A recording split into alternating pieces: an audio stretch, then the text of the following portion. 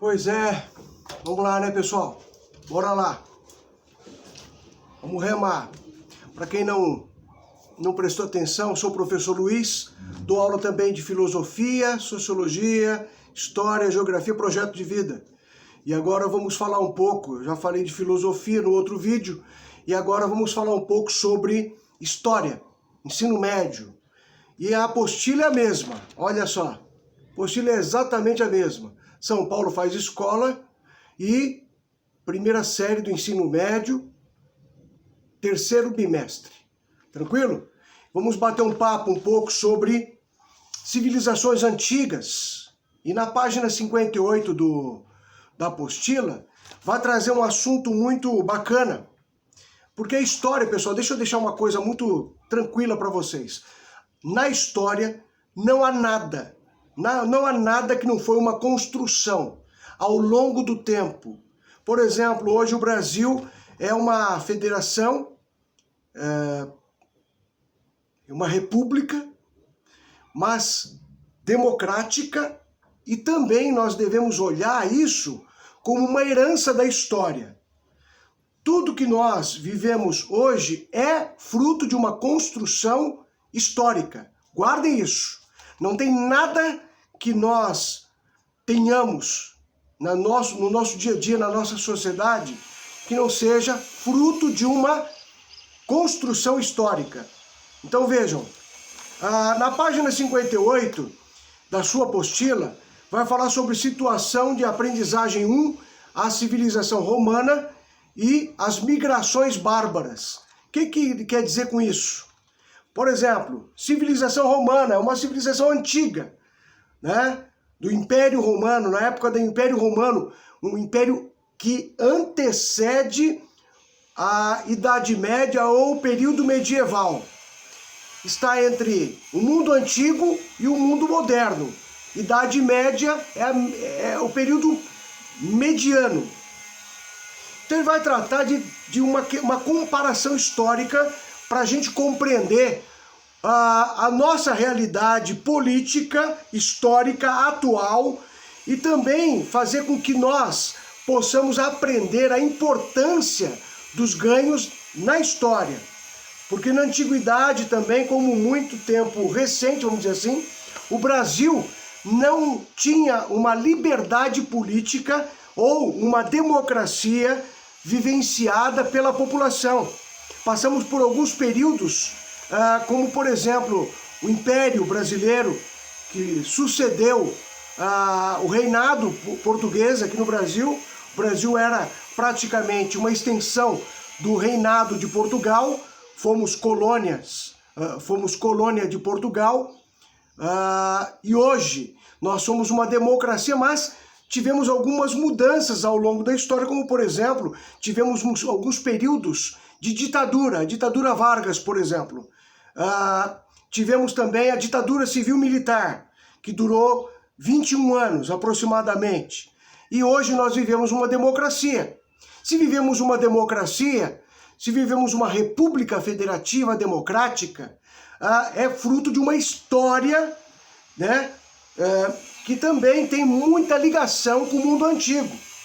Então, se você ler a sua apostila, na página 58, vai falar do Império Romano, vai falar da época que a civilização romana também tinha essa questão do Senado brasileiro, Senado do Congresso Nacional, lá em Brasília, no Distrito Federal, nós temos alguns termos, algumas palavras, alguns títulos que são frutos de herança histórica.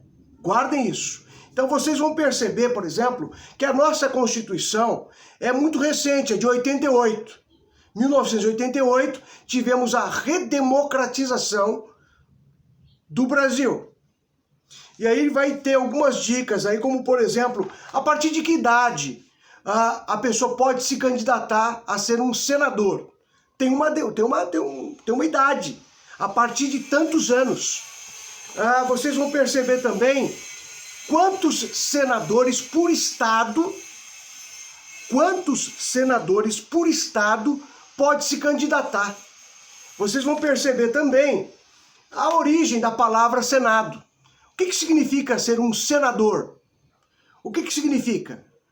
E aí vocês vão perceber por que a partir de uma determinada idade você pode se candidatar. Então é bacana esse momento da história que nós estamos estudando no período romano. Tem muita herança.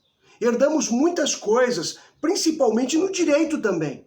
No nosso direito tem muitas questões, muitas leis, muitos princípios éticos que têm a ver com o antigo Império Romano. Lembrando que o Império Romano vem depois do Império Grego, que também teve as suas leis, também teve a sua maneira de liderar a população, de trabalhar a questão política, e no Brasil não é diferente. Nós herdamos muitas coisas dos europeus. Lembrando que Roma fica na Itália. A Itália faz parte da Europa. Então eu vou deixar para vocês duas questões interessantes aqui da apostila. A primeira questão há uma comparação do Congresso Nacional com o antigo Senado Romano. Há uma comparação. Existem algumas diferenças que a gente vai tratar ao longo das aulas de revisão, de recuperação, e nós vamos aprender por que nós hoje somos uma democracia e por que nós devemos valorizar essa democracia, tá certo? Então vejam, pessoal, lembrando, eu gosto de repetir, tudo é uma construção histórica. Não há nada que exista hoje que não seja fruto de uma construção histórica.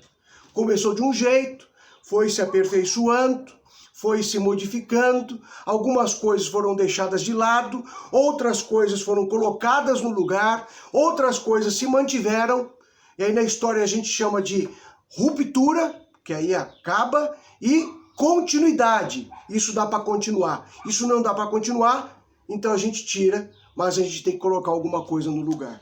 Não há nada na história que não tenha passado por isso, por transformações, por adaptações. Eu, por exemplo, tenho aprendido bastante que na antiguidade, não é que na antiguidade era melhor e hoje é pior, ou vice-versa.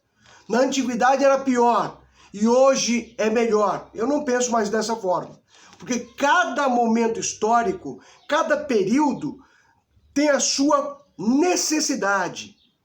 Por exemplo, por que no Império Romano não existiam televisões? Porque não havia necessidade. Naquela época não havia essa necessidade. Por que as comunicações hoje são importantíssimas? Tanto é que na política há uma necessidade tremenda dos políticos utilizarem as redes sociais. Por quê? Há uma grande facilidade, há uma grande tranquilidade e também uma questão monetária de você se aproveitar, se apoderar desses meios de comunicação muito mais barato. Eu me lembro recentemente, não muito recentemente, na década de 90, por exemplo, eu trabalhei numa empresa que usava um ator chamado Fulvio Stefanini para fazer uma propaganda para essa loja, para essa rede de lojas que eu trabalhava.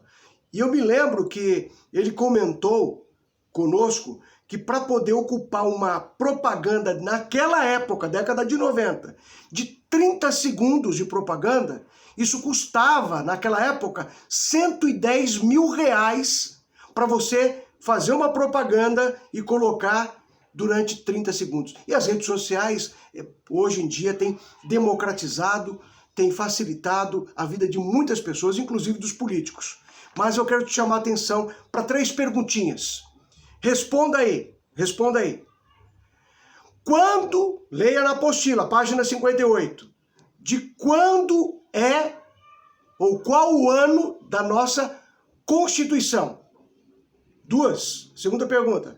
A partir de quantos anos, leia a apostila, a partir de quantos anos você pode se candidatar a senador? E terceiro e último lugar, o que significa a palavra Senado? O que significa? Beleza? Um abraço para vocês, pessoal. Deus abençoe vocês. Tchau, tchau.